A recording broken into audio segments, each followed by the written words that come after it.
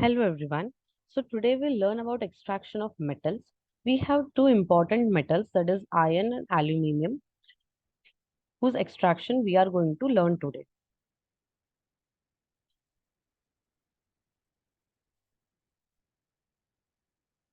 Now we'll learn extraction of iron depending on the reactivity series. Okay, the element which is most reactive is difficult to extract than the element which is less reactive.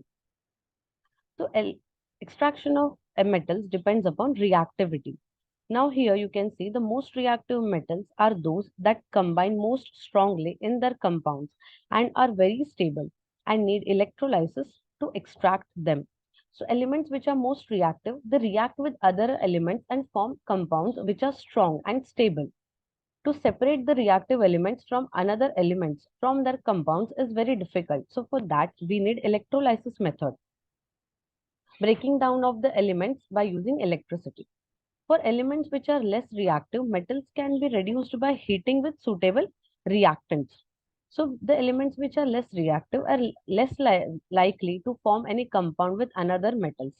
And even if they are forming the compound with another elements, it is bit easy to separate them by reducing them by using carbon or any other suitable reactant. The ore from which we get metals is known, sorry, the rock from which we get metals is known as ore. Here you can see in the reactivity series given, elements which are present above carbon are not able to extract using carbon because they are more reactive. Elements which are present below carbon can be easily separated using carbon. So for elements which are reactive than carbon, we can use electrolysis for them. Elements like iron, zinc and lead are reduced using carbon as the reducing agent. So in case of iron extraction, we are using carbon as the reducing agent. Elements like silver and gold and copper, they occur naturally as elements and no chemical reactions or method is required for their extraction. We have to just remove them from impurities. So we will start by extraction of carbon. For its extraction, first we need its ore, that is hematite, and its composition is iron oxide. This extraction is carried out in blast furnace. To remove impurities from iron oxide, we use limestone, which is calcium carbonate. The reducing agent used here is coke, which is source of carbon. The impurity present in iron oxide is silicon oxide.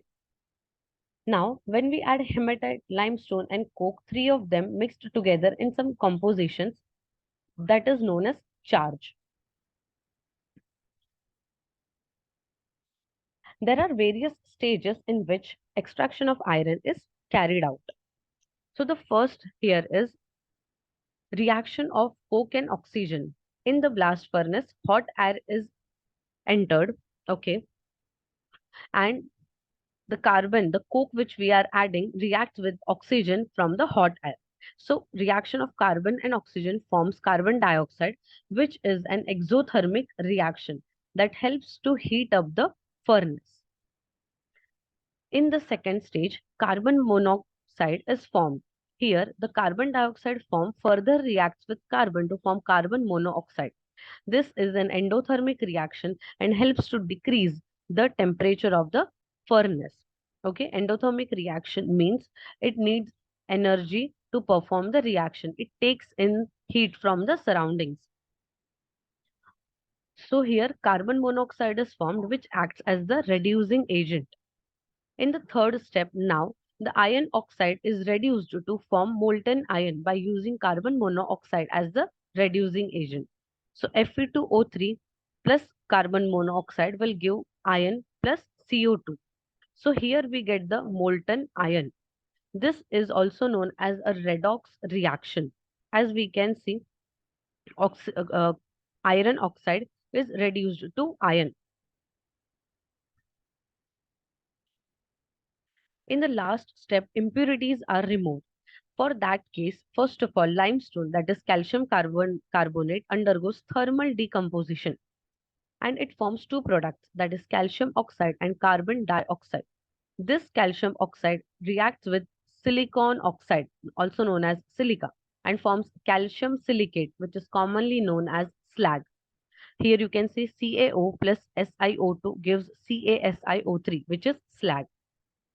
This is also known as an acid-base type of reaction because calcium oxide is a basic oxide and silicon oxide is an acidic oxide.